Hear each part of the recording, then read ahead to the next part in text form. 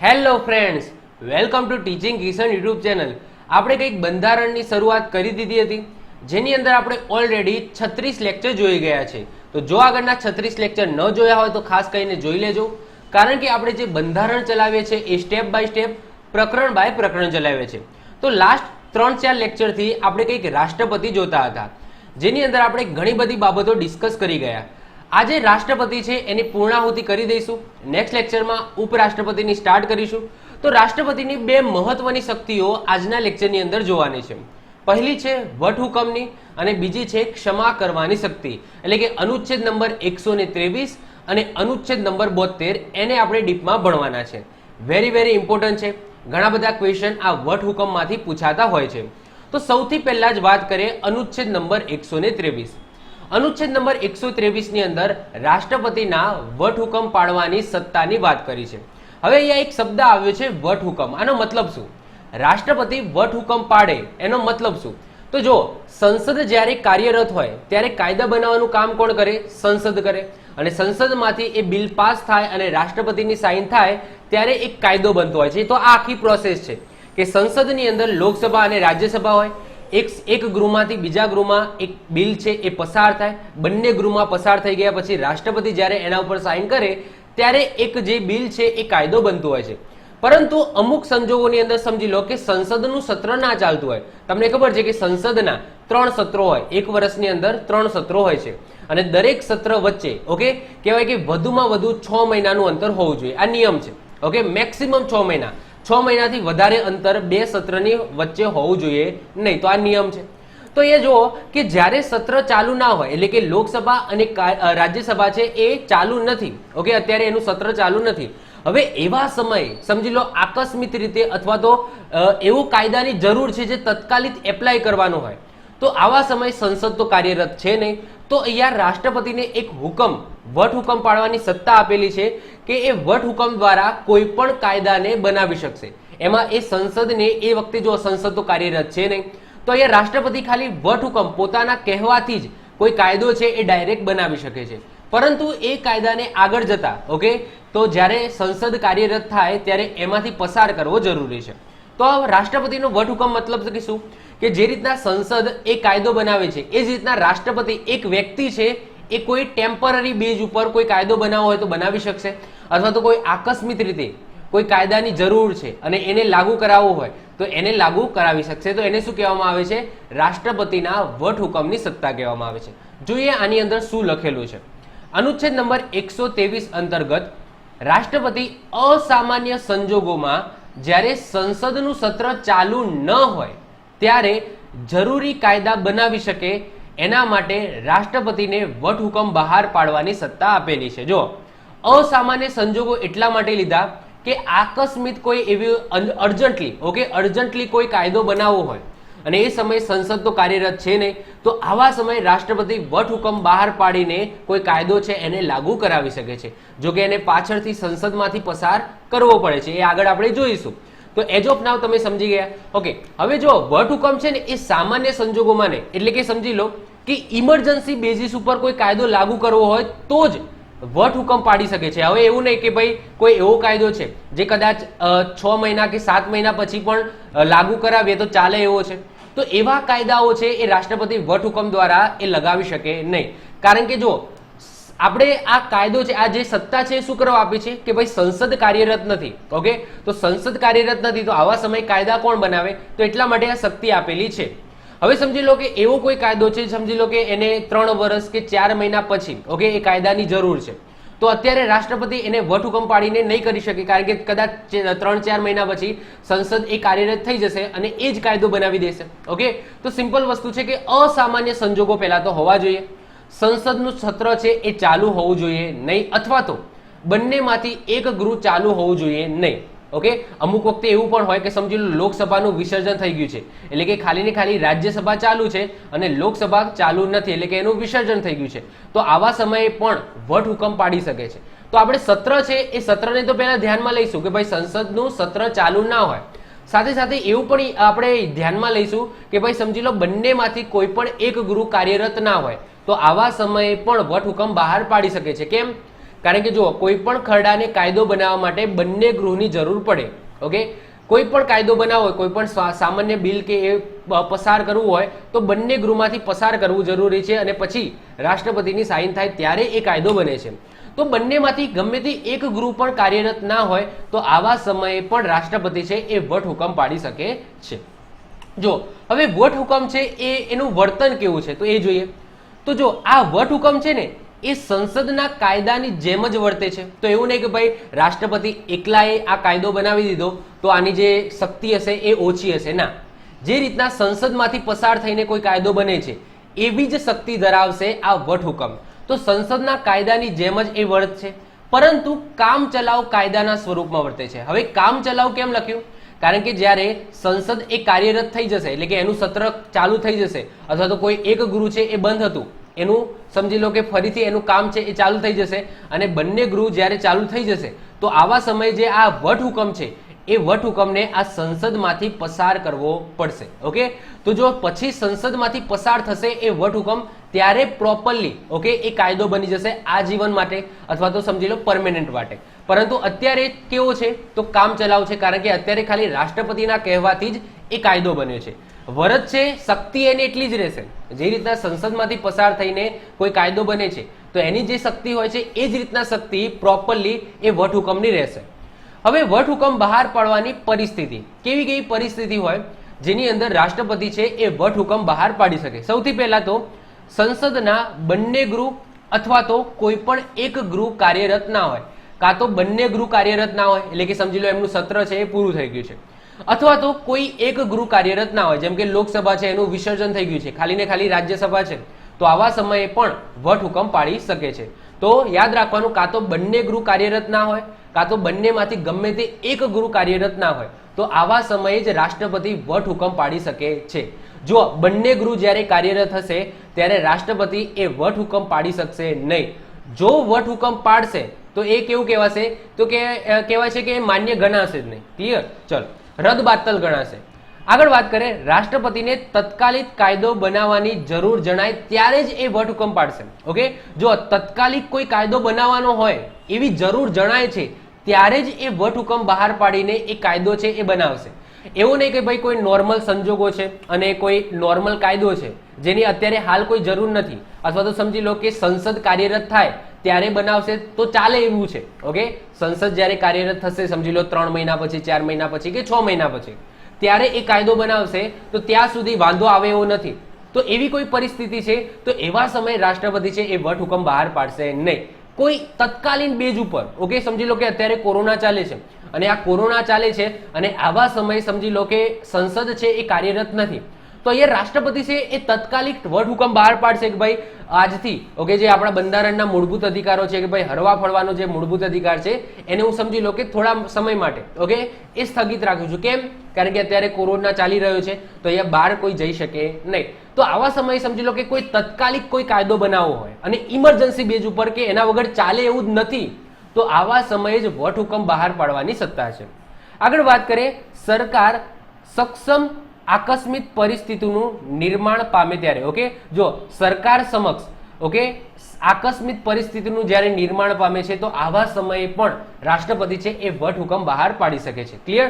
તો જો આ ત્રણમાંથી ઓકે ત્રણે ત્રણ આમ તો જો ફૂલફિલ થશે ત્યારે જ વટહુકમ બહાર પાડી શકશે. જો આ ત્રણે ત્રણ વસ્તુ ફૂલફિલ થવી જોઈએ. સૌથી પહેલી, બંને ગૃહ અથવા તો ગમે તે એક ગૃહ કાર્યરત ના હોય ત્યારે, તત્કાલિક કાયદો બનાવવાની જરૂર હોય ત્યારે, અને સરકાર સમક્ષ કોઈ આકસ્મિક પરિસ્થિતિ ઊભી થાય, જેમ કે દુષ્કાળ છે અથવા તો સમજી લો કોઈ રોગચાળો ફાટી નીકળે છે, તો આવી સરકાર સમક્ષ કોઈ આકસ્મિક પરિસ્થિતિ ઊભી થાય, અથવા તો સમજી લો કે નાણાંની કટોકટી આવી જાય છે, રાષ્ટ્રીય કટોકટી આવી જાય છે. તો જો પહેલા તો હું તમને અહીંયા એક વસ્તુ ક્લિયર કરી દઉં છું કે વટહુકમ અને કટોકટી વચ્ચે કોઈ જ સંબંધ નથી. એવું નહીં કે ભાઈ રાષ્ટ્રીય કટોકટી આવે અથવા તો નાણાકીય કટોકટી આવે ત્યારે જ રાષ્ટ્રપતિ એ વટહુકમ બહાર પાડે છે. આના મતલબ કે આને કટોકટી અને વટહુકમને કોઈ જ સંબંધ નથી. આ પેલા માઇન્ડની અંદર રાખજો.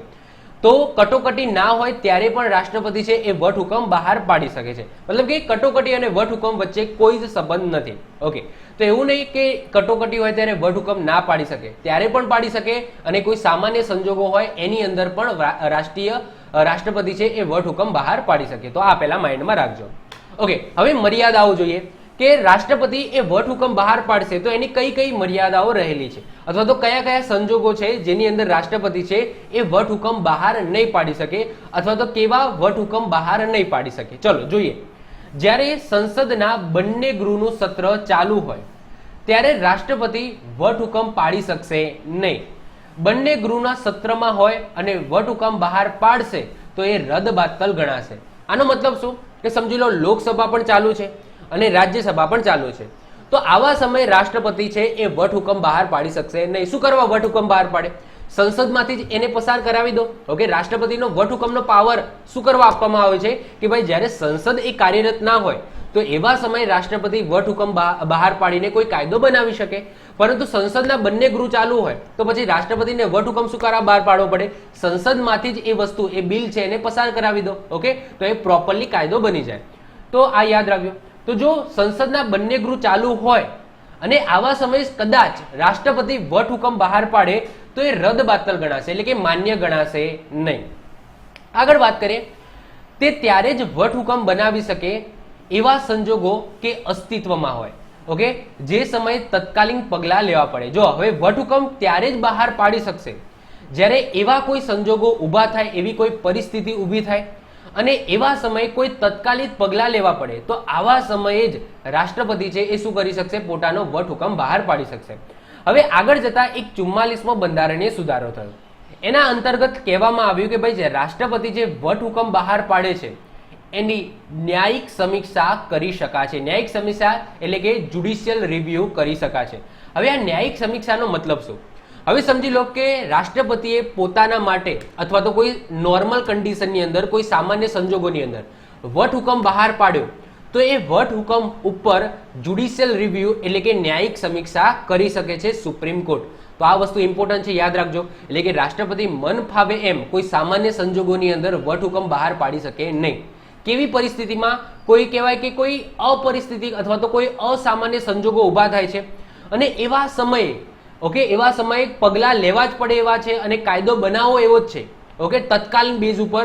તો આવા સમયે જ રાષ્ટ્રપતિ એ વટહુકમનો ઉપયોગ કરશે. ક્લિયર? કોઈ નોર્મલ કન્ડિશન હશે તો એના ઉપર ઉપયોગ કરશે નહીં. જો એવું કરશે તો પછી સુપ્રીમ કોર્ટ દ્વારા એ રાષ્ટ્રપતિનો જે વટહુકમ બહાર પાડ્યો છે એની ન્યાયિક સમીક્ષા એટલે કે જ્યુડિશિયલ રિવ્યુ કરવામાં આવશે કે ભાઈ રાષ્ટ્રપતિએ શું કરવા વટહુકમ બહાર પાડ્યો.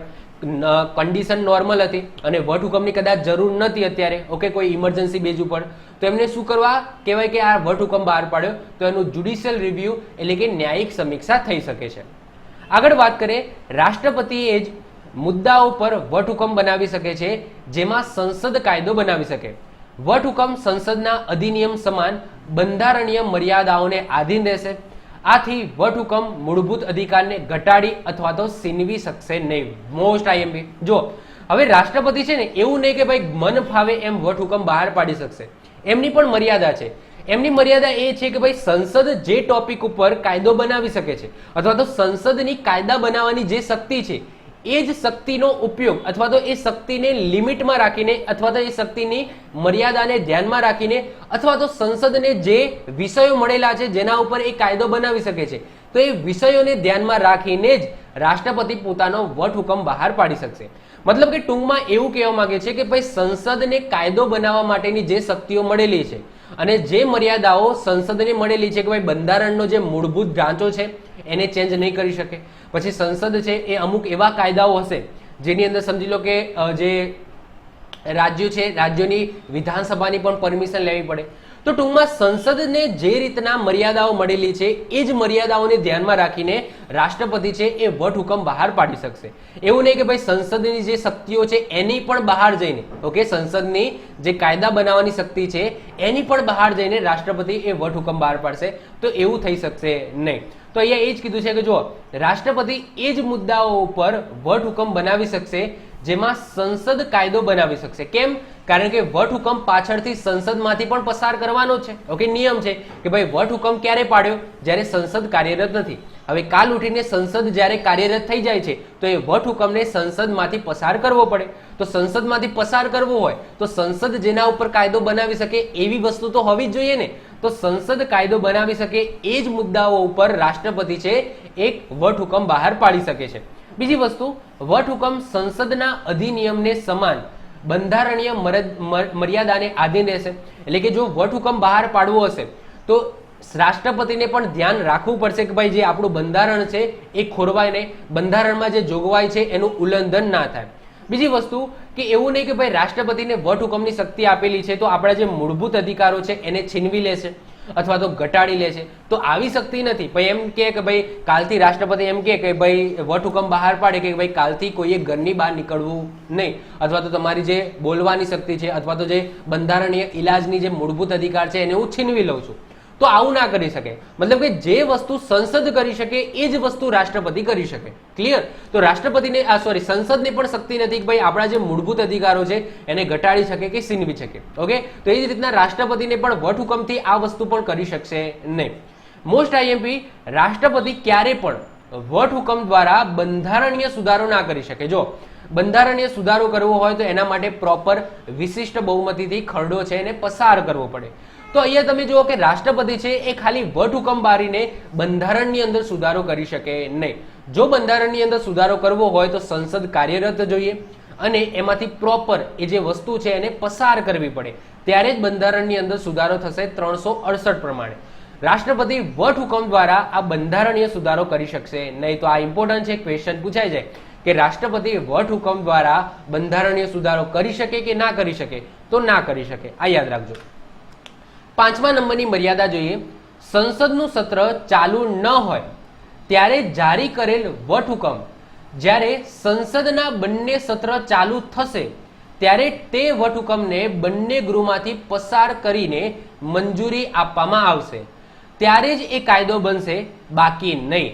જો સંસદ વટહુકમ ઉપર કોઈ પણ પગલાં ના લે અને વટહુકમ સંસદ ચાલુ થયાના 6 અઠવાડિયા એટલે કે 42 દિવસની અંદર જો એ વટહુકમ એ સંસદમાંથી પસાર ના થાય તો એ વટહુકમ છે એ આપોઆપ સમાપ્ત થઈ જશે. હવે ધ્યાનથી સમજો શું કહેવા માંગે છે. સમજી લો કે સંસદ છે એ કાર્યરત નથી. હવે આવા સમયે સમજી લો કે રાષ્ટ્રપતિ છે એ શું કરે છે? તો રાષ્ટ્રપતિ વટહુકમ બહાર પાડે છે. હવે સમજી લો કે જ્યારે પણ સંસદ એ કાર્યરત થઈ જશે, બંને ગૃહો છે એ કાર્યરત થઈ જશે, એમના જે સત્ર છે એ ચાલુ થઈ જશે, તો આવા સમયે જે વટહુકમ છે એને સંસદમાંથી પસાર કરવો પડે. હવે સંસદમાંથી એ પસાર કરવા માટેનો ટાઈમ હોય છે 6 અઠવાડિયા એટલે કે 42 દિવસ.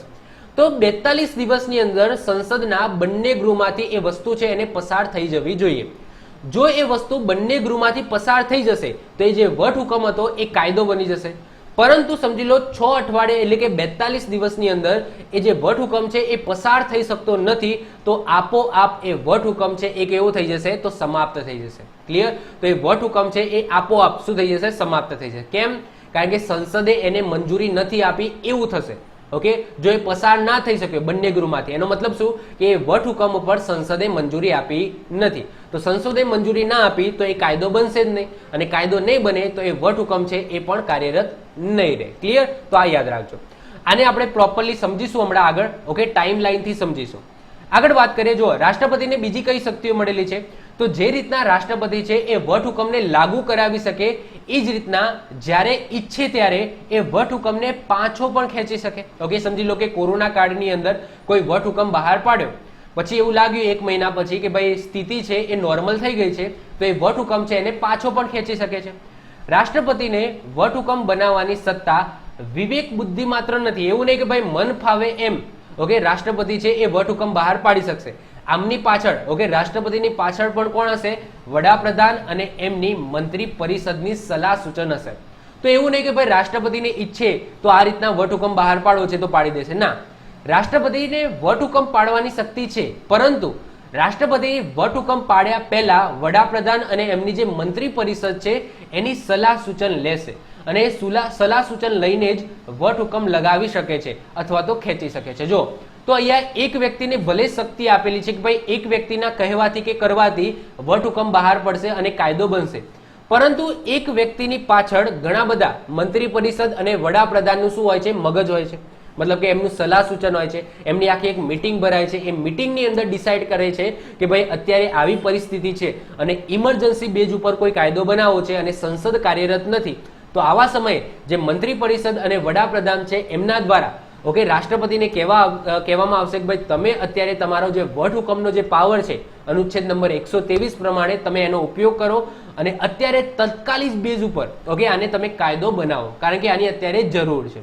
તો આ યાદ રાખજો કે એમની વિવેક બુદ્ધિ માત્ર નથી, ઓકે જે વટહુકમ છે એમની વિવેક બુદ્ધિ માત્ર નથી કે ભાઈ એ આવું ઈચ્છે છે એમના વિવેકથી કે આપણે વટહુકમ બહાર પાડવો છે તો એ પાડી દેશે, ના.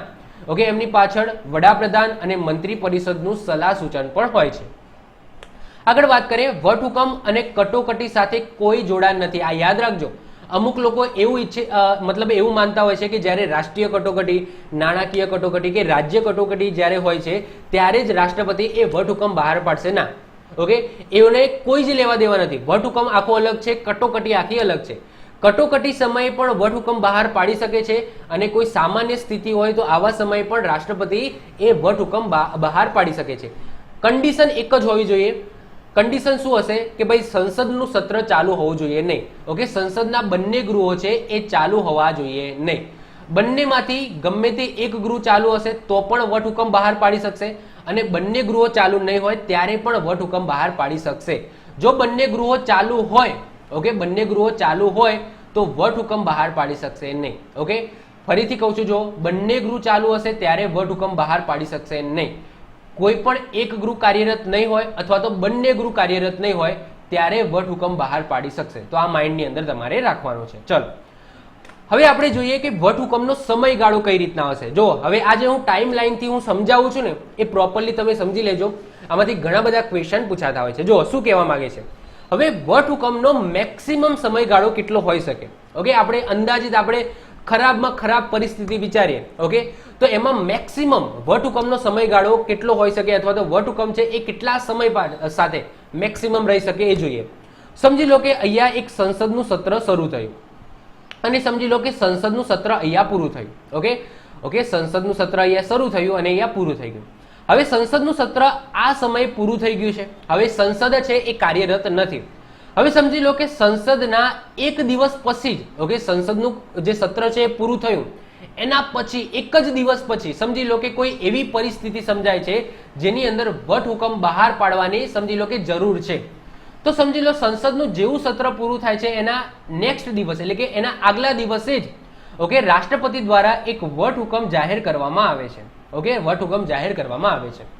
હવે એ વટહુકમ ક્યાં સુધી રહેશે, તો જો એ વટહુકમ જ્યાં સુધી રહેશે કે ભાઈ સંસદનું નવું સત્ર શરૂ થાય અને સંસદનું નવું સત્ર શરૂ થાય અને એ સત્રની અંદર આ જે વટહુકમ છે એને પસાર કરવામાં આવે અને કાયદો બનાવવામાં આવે. ઓકે એના સિવાય વચ્ચે પણ ઓકે રાષ્ટ્રપતિ વચ્ચે ઈચ્છે તો એ વટહુકમ છે એને પાછો પણ ખેંચી શકે છે.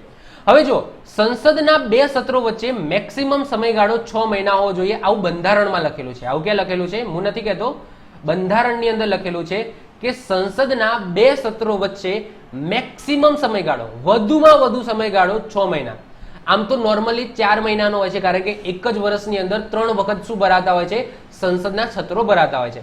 પરંતુ ખરાબમાં ખરાબ પરિસ્થિતિ વિચારીએ તો સમજી લો કે સંસદમાં બે સત્રો વચ્ચે મેક્સિમમ સમયગાળો 6 મહિના હોવો જોઈએ, એનાથી વધારે હોવો જોઈએ નહીં. આવો નિયમ છે. ક્લિયર? તો સમજી લો કે આપણે ખરાબમાં ખરાબ પરિસ્થિતિ વિચારીએ તો સમજી લો કે સંસદ અહીંયા પૂરું થયું હતું અને અહીંયા શરૂ થયું, આ બંને વચ્ચે સમજી લો 6 મહિનાનો સમયગાળો હોય છે. ઓકે 6 થી વધારે તો નહીં જોઈએ.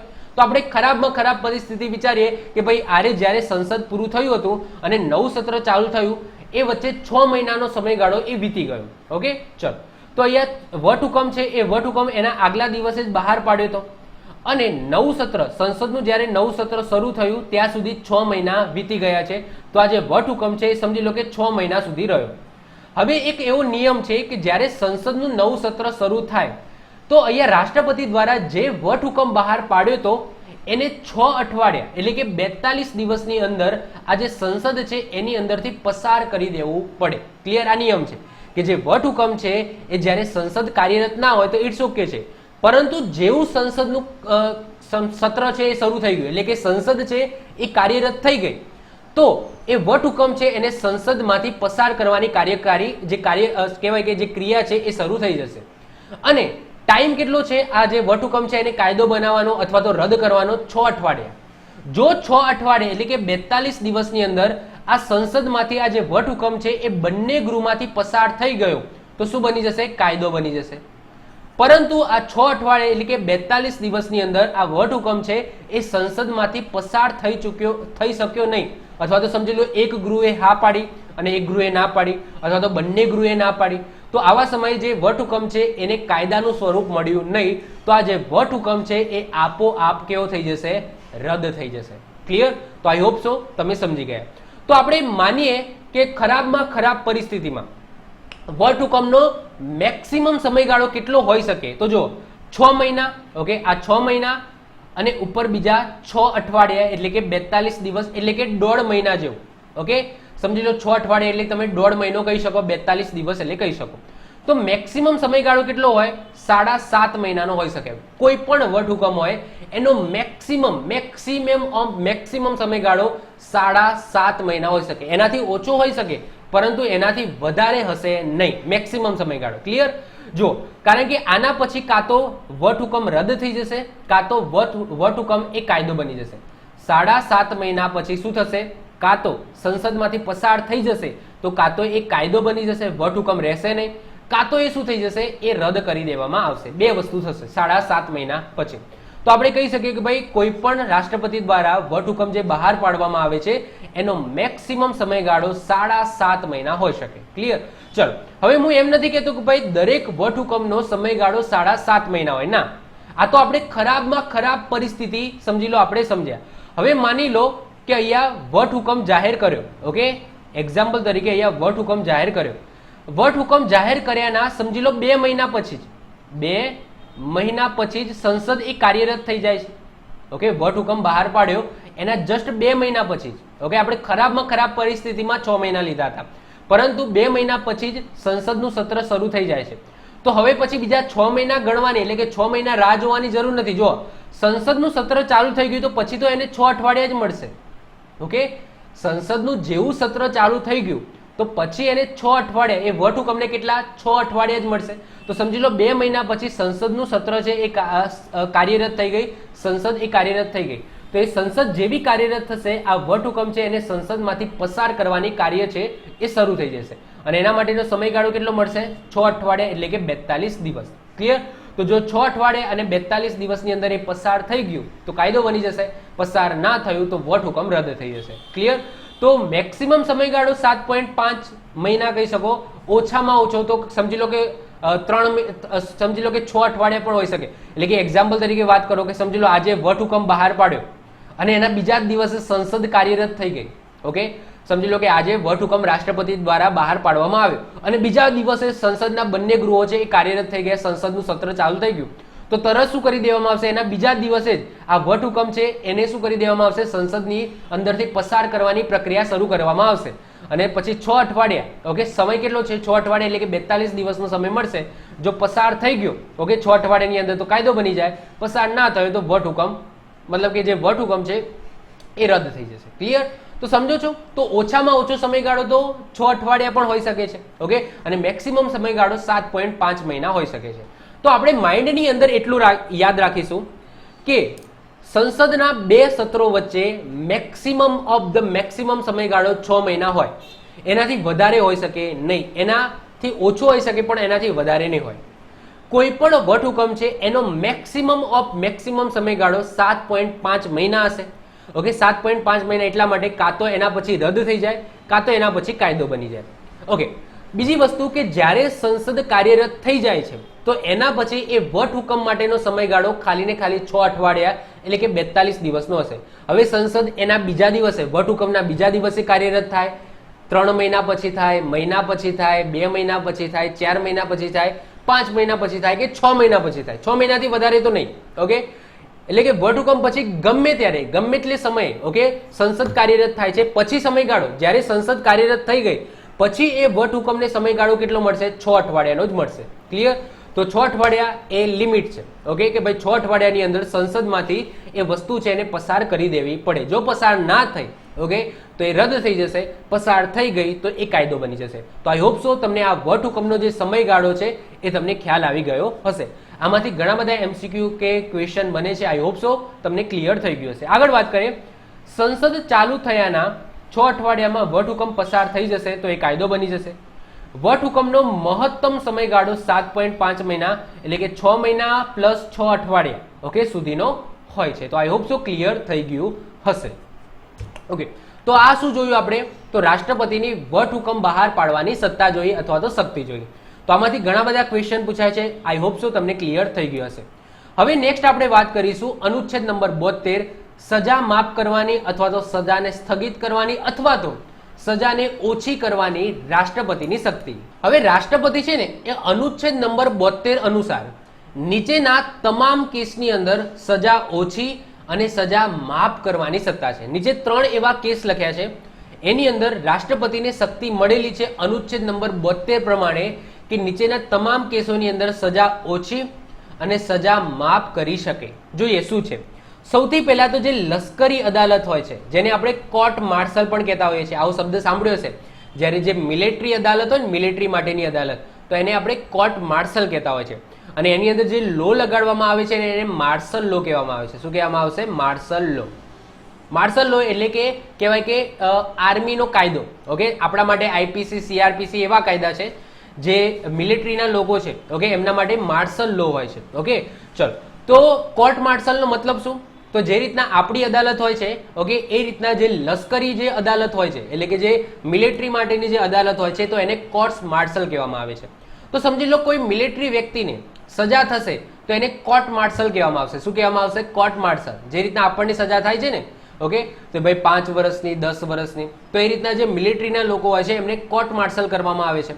તો કોર્ટ માર્શલ દ્વારા જે પણ સજા થાય છે જે મિલિટરીના લોકોને થતી હોય છે તો મિલિટરીના લોકોની સજા પણ રાષ્ટ્રપતિ ઓછી કરાવી શકે છે. તો એવું નથી કે ભાઈ જે સામાન્ય પબ્લિક છે, જે સિવિલ લોકો છે ઓકે તો આપણા એટલે કે આપણા જેવા જે લોકો છે એમની જ સજા માફ કરાવી શકે છે એવું નથી. જે આર્મીના લોકો છે અને આર્મીની અદાલતની અંદર એ આર્મીના લોકોને જે સજા મળેલી છે તો એ સજાને પણ રાષ્ટ્રપતિ ઓછું કરાવી શકે છે. મતલબ કે કોર્ટ માર્શલ દ્વારા પણ જે સજા મળેલી છે એને પણ ઓછી કરાવી શકે છે.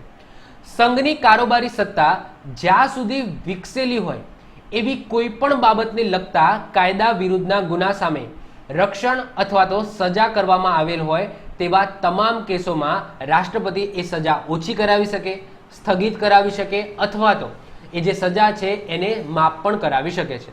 હવે જો શું લખેલું છે? સંઘની કારોબારી સત્તા જ્યાં સુધી હોય ત્યાં સુધી.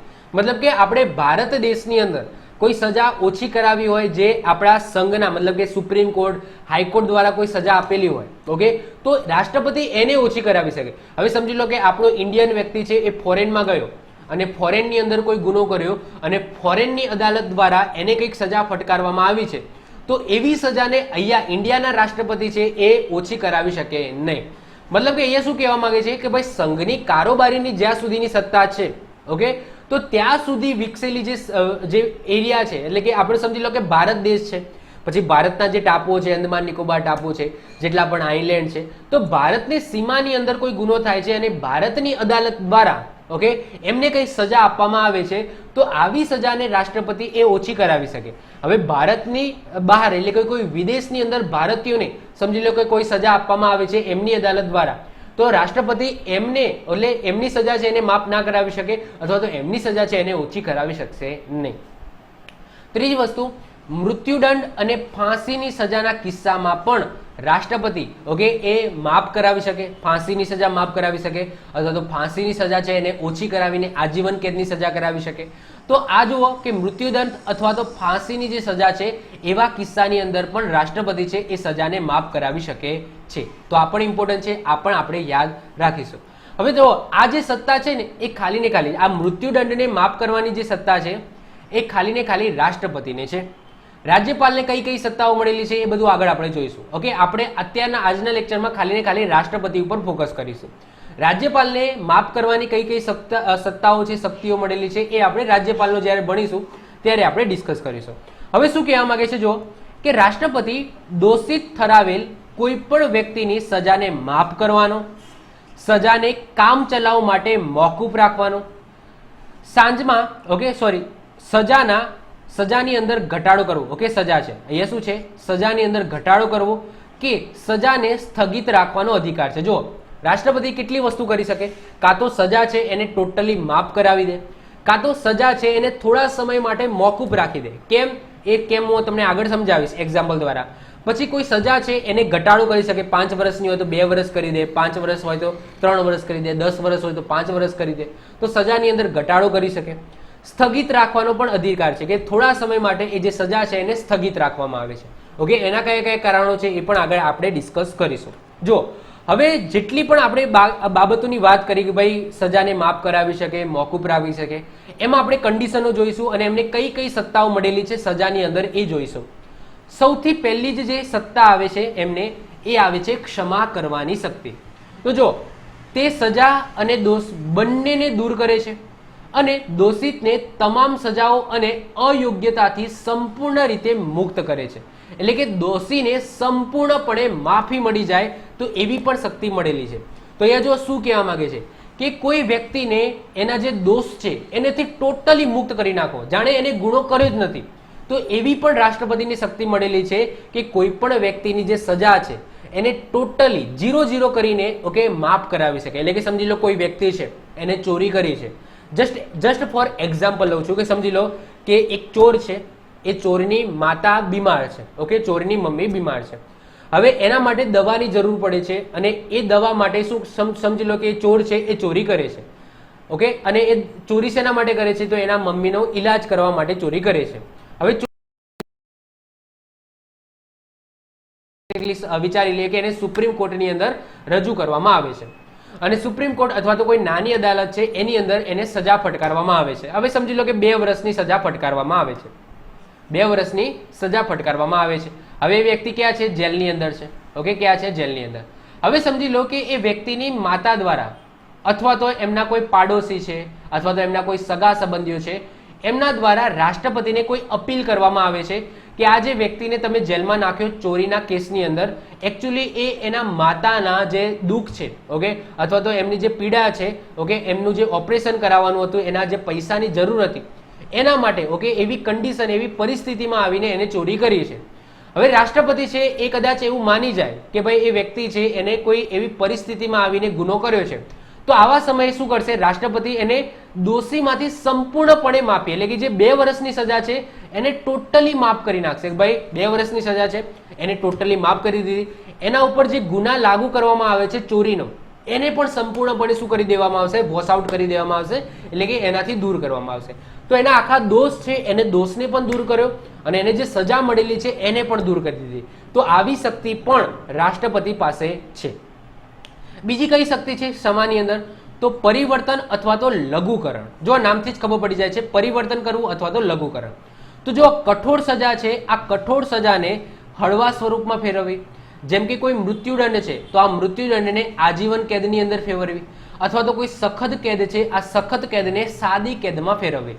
હવે સખત કેદ અને સાદી કેદ શું છે એ તમને સમજાવું. જો કેદ 2 પ્રકારની હોય, એક સખત અને બીજી સાદી.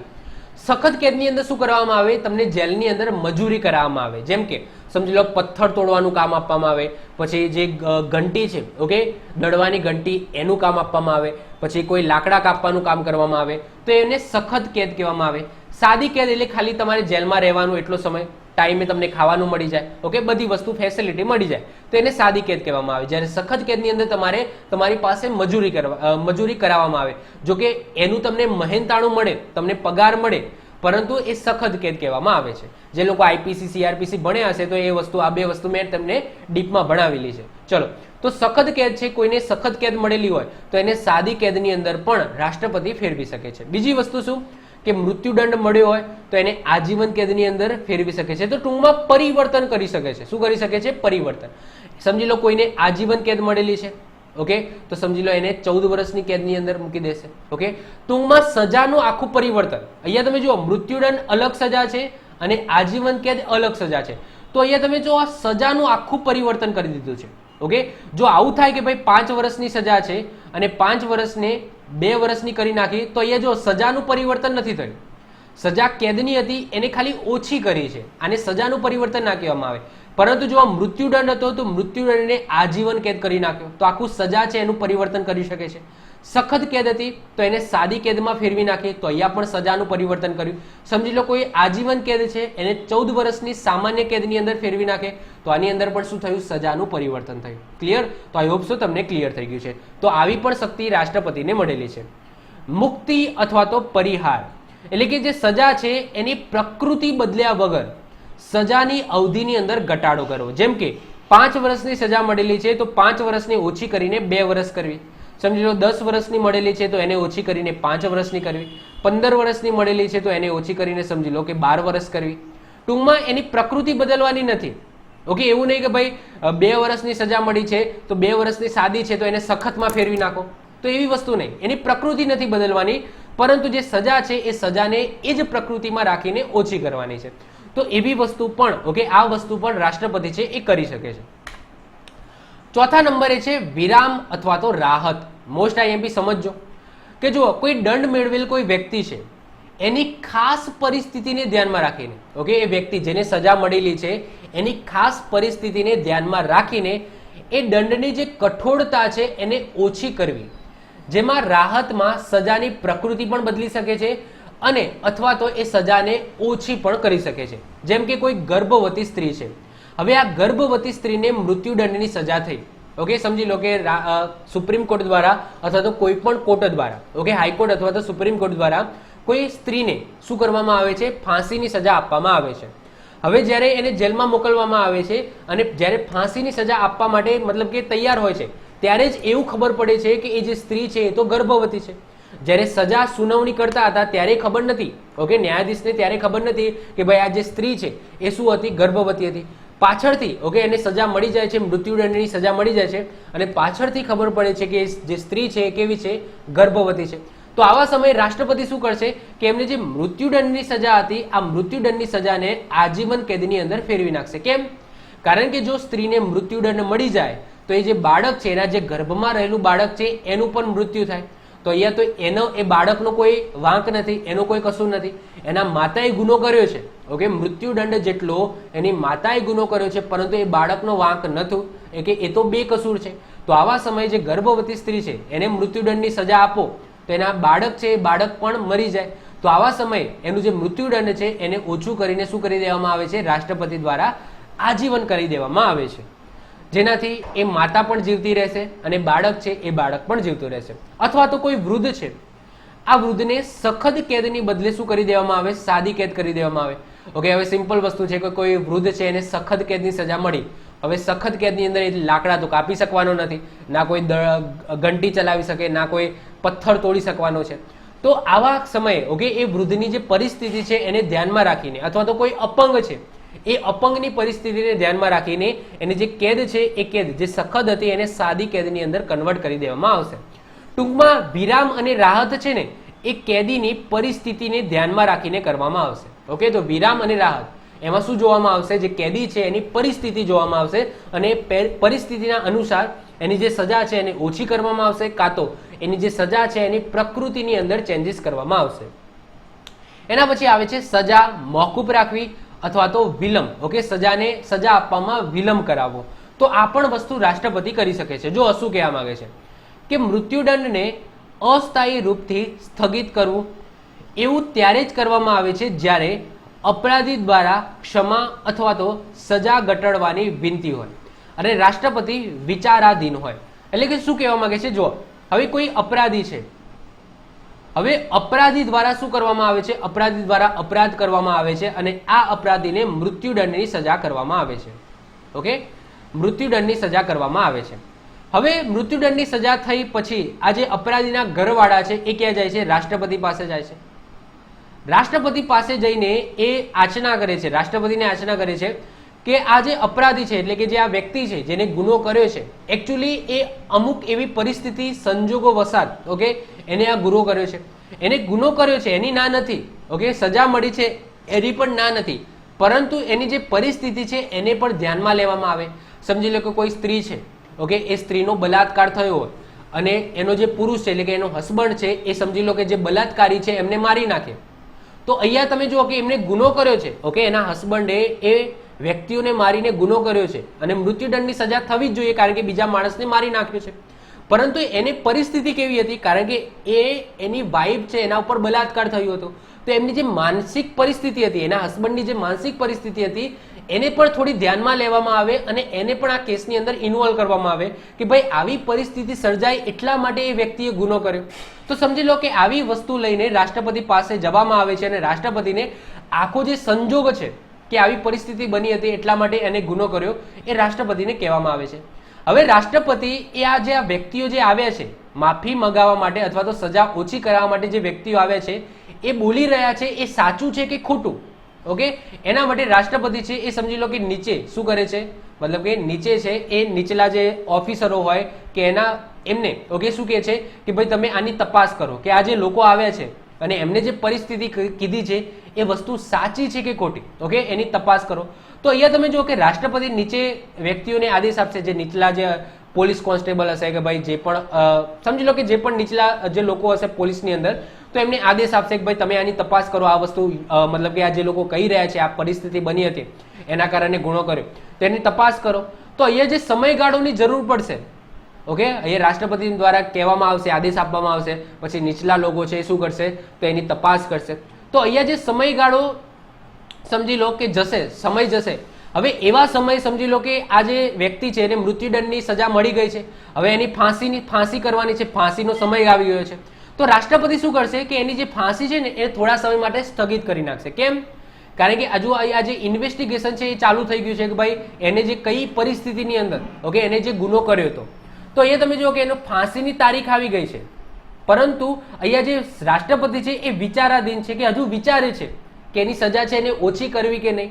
કારણ કે હજુ નીચે આદેશ મળી ગયો છે, નીચે આપી દીધું છે કે ભાઈ ઇન્વેસ્ટિગેશન કરો, પૂછતાછ કરો કે આ વસ્તુ સાચી છે કે નહીં. ઓકે, અને કઈ પરિસ્થિતિની અંદર આ બધા ખૂન કર્યા હતા. તો અહીંયા જો રાષ્ટ્રપતિ વિચારાધીન છે તો આવા સમય માટે જે સજા છે, મૃત્યુદંડની સજા છે એ થોડા સમય માટે મોકૂફ કરી દેવામાં આવશે કે ભાઈ આગળથી હજુ આદેશ આવે છે, રાષ્ટ્રપતિ વિચારે છે કે આની માફ કરવી કે નહીં. તો આવા સમય જો શું કરી દેવામાં આવશે તો અપરાધીની જે સજા છે મૃત્યુદંડ થોડા સમય માટે મોકૂફ કરી દેવામાં આવશે અથવા તો વિલંબ કરવામાં આવશે. રાષ્ટ્રપતિ આ શક્તિનો ઉપયોગ મંત્રીમંડળની સલાહથી જ કરી શકે છે. જે મેં તમને વાત કરી ને કે રાષ્ટ્રપતિ છે નીચલા લોકોને આદેશ આપશે અને રાષ્ટ્રપતિ અમુક સંજોગોની અંદર જે મંત્રી પરિષદ છે એમની પણ સલાહ સૂચન કરશે કે ભાઈ આપણે આ જે કેદી છે અથવા તો જે વ્યક્તિ છે એને માફ કરવો જોઈએ કે નહીં. ઓકે, અથવા તો એની જે સજા છે એને થોડી લંબાવી જોઈએ કે નહીં, અથવા તો એની જે સજા છે એને ઓછી કરવી જોઈએ કે નહીં.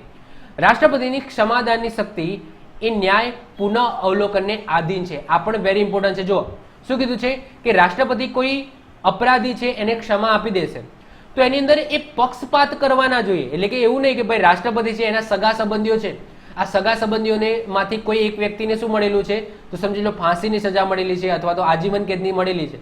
હવે રાષ્ટ્રપતિના સગા સંબંધી છે એના માટે રાષ્ટ્રપતિએ શું કર્યું, એની સજા છે એ માફ કરાવી દીધી. તો આવું ના આવવું જોઈએ. તો જો આવું કરશે તો એ શું થઈ જશે, ન્યાયિક પુનઃ અવલોકન એટલે કે જ્યુડિશિયલ રિવ્યુ પણ થઈ શકે છે. તો રાષ્ટ્રપતિ એ કોઈ વ્યક્તિને ક્ષમા આપે છે તો એ કેમ આપે છે એનું પણ રાષ્ટ્રપતિ પાસે પ્રોપર કારણ હોવું જોઈએ. ઓકે, એવું નહીં કે ભાઈ કોઈ પણ અપરાધી હોય, કોઈ પણ મોટો અપરાધી હોય, કોઈ પણ બલાત્કારી હોય અને રાષ્ટ્રપતિ એને ગમે તેમ સજા ઓછી કરાવી દે કે સજા માફ કરાવી દે કારણ કે એના સંબંધી છે અથવા તો એમને ઓળખે છે, એવું નહીં. ઓકે, પ્રોપર રાષ્ટ્રપતિ કોઈ કારણ હોય, કોઈ એવી પરિસ્થિતિ હોય અને રાષ્ટ્રપતિને એવું લાગે છે કે ભાઈ આમની સજા ઓછી કરાવવા જેવી છે, ઓકે, તો જ એ આ વસ્તુનો ઉપયોગ કરીને એની જે સજા છે એને ઓછી કરાવશે. ઓકે, તો એનું જો ન્યાય પુનઃ અવલોકન ઓકે એ પણ આધીન રહેશે. એટલે કે કાલ ઉઠીને સવાલ પૂછી શકાશે, સુપ્રીમ કોર્ટ પણ એમને સવાલ પૂછી શકાશે ભાઈ આ વ્યક્તિ છે એની સજા તમે કેમ ઓછી કરી, એના પાછળનું પ્રોપર કારણ શું હતું. એટલે કે જ્યુડિશિયલ રિવ્યુ પણ રાષ્ટ્રપતિ ઉપર આવી શકે છે. તો જો આજે આપણે બે વસ્તુ ભણ્યા, એક વટહુકમ અને બીજું છે ક્ષમાની શક્તિ. આ બંને ઉપર જ્યુડિશિયલ રિવ્યુ થઈ શકે છે રાષ્ટ્રપતિ ઉપર. ક્લિયર? તો આઈ હોપ સો આજના લેક્ચરની અંદર આપણે જે પણ ચલાવી, બે વસ્તુ ચલાવી, રાષ્ટ્રપતિની વટહુકમની શક્તિ અને રાષ્ટ્રપતિની ક્ષમા કરવાની શક્તિ. આ સાથે રાષ્ટ્રપતિ અહીંયા પૂર્ણ થાય છે. ઓકે, રાષ્ટ્રપતિ આપણે 5 લેક્ચરની અંદર જોઈ ગયા. તો 5 લેક્ચર જોઈ લો, તમારું રાષ્ટ્રપતિ એ ટોટલી કમ્પ્લીટ થઈ જશે. એની બહાર તમારો એક પણ ક્વેશ્ચન જશે નહીં. તો જો તમને વિડીયો ગમ્યો હોય તો વિડીયોને લાઈક કરી દો, તમારા મિત્રો સાથે શેર કરી દો. જો તમે આ ચેનલ પર નવા હો તો ચેનલને સબસ્ક્રાઇબ કરીને બાજુમાં રહેલું બેલ આઇકન દબાવી દો, જેથી કોઈ નવો વિડીયો અપલોડ કરું તેની નોટિફિકેશન તમને મળતી રહે અને તમારો કોઈ પણ વિડીયો મિસ ના થાય. તો મળીશું નેક્સ્ટ લેક્ચરમાં. Bye, all the best.